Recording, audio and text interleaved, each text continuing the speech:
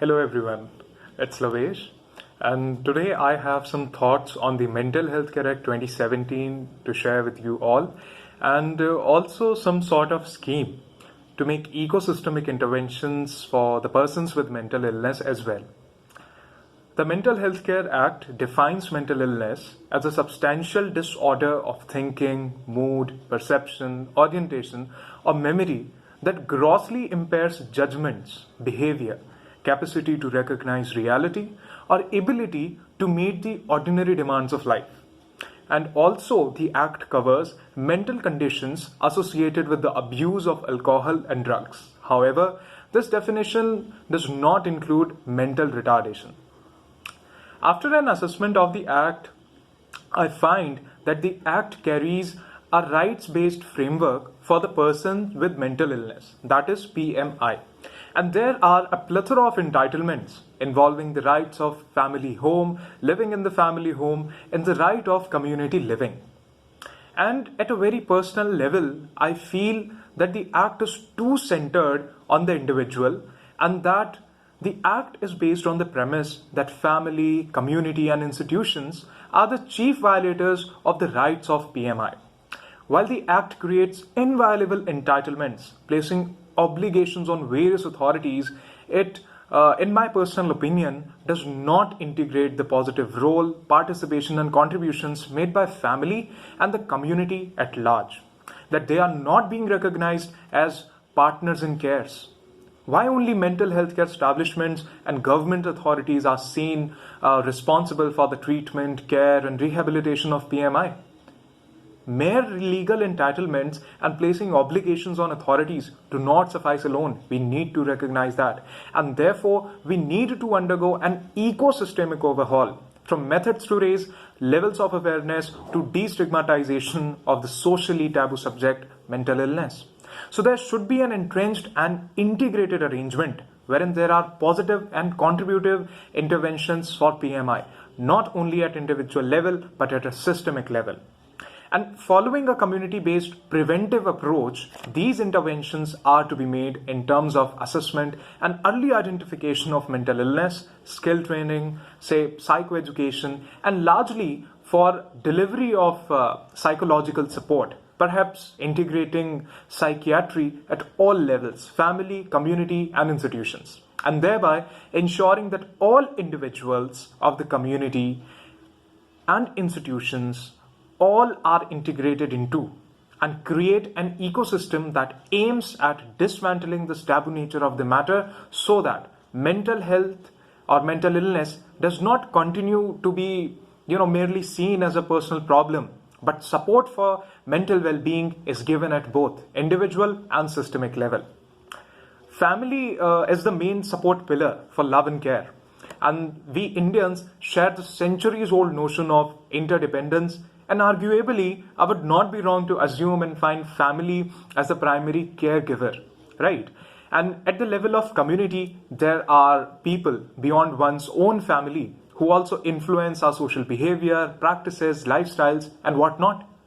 At the same time, we are also part of different kinds of institutions, say learning centers, workplaces, public authorities, and so forth. So, how can we bring all these three elements together, and how can an imagination of ecosystemic interventions be systematized on ground? So the answer is that we need to create community groups. Yes, community groups. So at the level of community, and by community groups, I mean and imagine partnerships among persons released from mental health care establishments, families, civil society groups like social groups, medical practitioners, students, teachers, self-help groups, police, while roping in local authorities at the same time.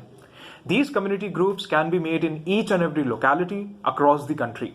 And in rural areas, Panchayati Raj institutions, ASHA workers, self-help groups can be potential agents of change.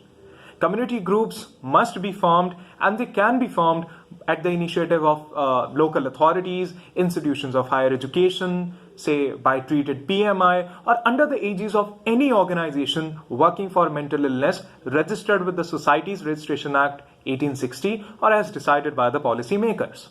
Now, these community groups, once formed, will be mandated with the task of organizing sessions on mental health and related issues, imparting skill training to the attendants, raising awareness about the entitlements of PMI, monitoring mental well-being of the people in their specific locality with the use of technological applications, say somewhat similar to the Arogya Setu application, checking any violation of the rights of PMI, registering homeless individuals if they require mental health care, and provide them and all others assistance to access mental health care services. At the same time, community programs are also a part of such a scheme. So community programs will be held, and they can be held at open places, public parks, RWA community centers, and at other locations. And depending on the population figures, multiple community groups are to be formed even within a single locality. The appropriate government, however, I personally feel will have to take care of the financial costs and aspects of the community groups. And we really need an aggressive push to greater budgetary allocations and fixed allocation for such programs, while ensuring at the same time that there is proper utilization. Talking about this session as to in terms of what will be taught.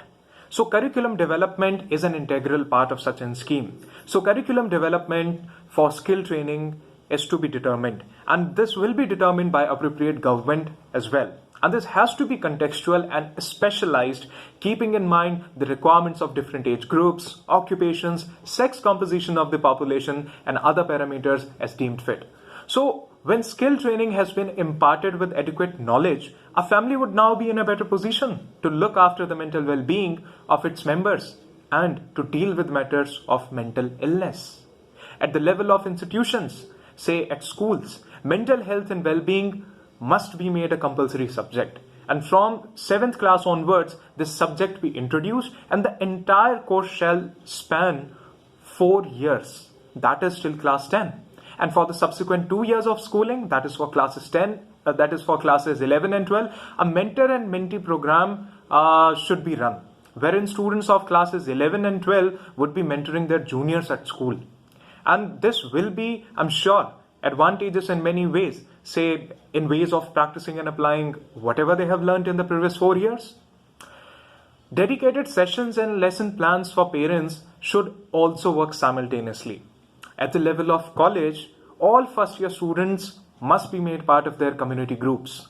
Students of courses such as social work, psychology, psychiatry, and the like should be sent to areas where community groups have not been formed. And in such areas, these students and the institutions of higher education can be potential actors, and not just forming community groups, but enabling them to function with adequate assistance from the appropriate government.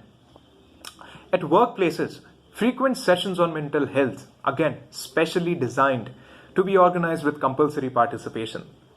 But we also need to be cautious, because such a scheme needs an aggressive push. So no laxity shall be tolerated. And that this aggressive push has to be implemented in a time-bound manner with a roadmap. So the first 2 years since the enforcement of such a scheme would be for curriculum development and training.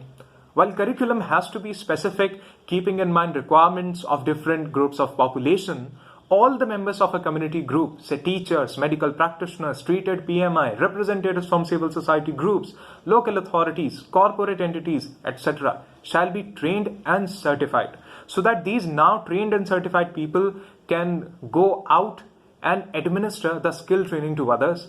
And proper training on performing their roles, responsibilities, duties, and entitlements of such people should be enunciated at the same time. In the next 4 years, it can be mandated to form community groups across the country.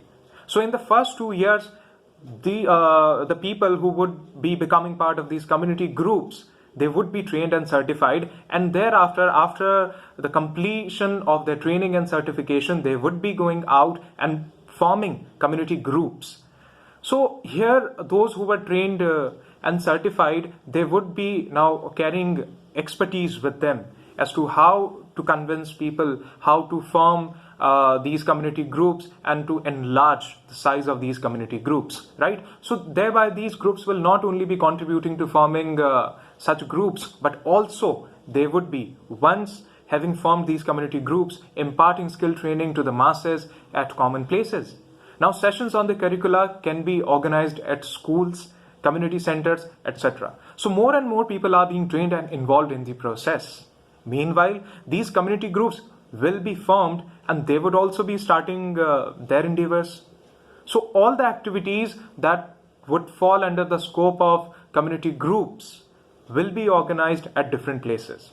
And at the same time, we need to be appreciative, and if there is any innovative practice, then that must be encouraged, promoted, and adopted widely.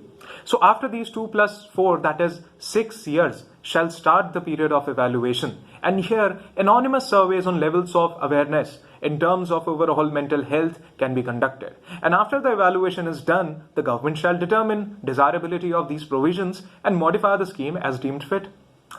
Apart from this, I would also like to raise a question, and that is how can we ensure family living to a PMI? What can be done to encourage people to accept and accommodate PMI? Of course, treated PMI.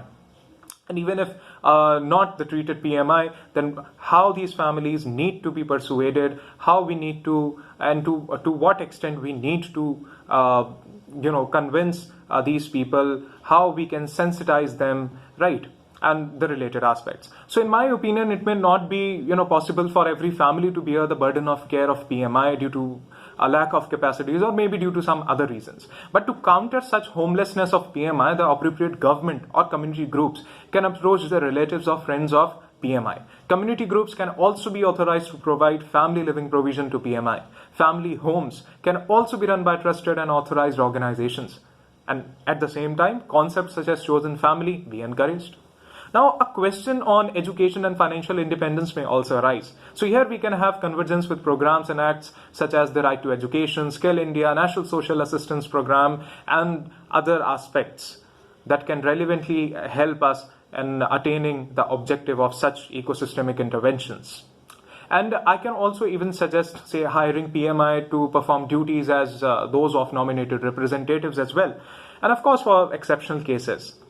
And at the same time, an obligation shall be placed on families to accept their members if there are any PMI in cases of minors and people in their old age. However, here we can create categories of families below poverty line, that is BPL, and above the poverty line, APL, and decide who needs what and more support than the other. My last comments would be that we need to involve people who this Mental Health Care Act strives to serve by ensuring a close collaboration between the two. The one who bears the stigma and the other who stigmatizes, ostracizes, and neglects. B. Accepting and accommodating PMI should form the core of this ecosystemic interventions rooted in empathy. So, thank you so much for listening.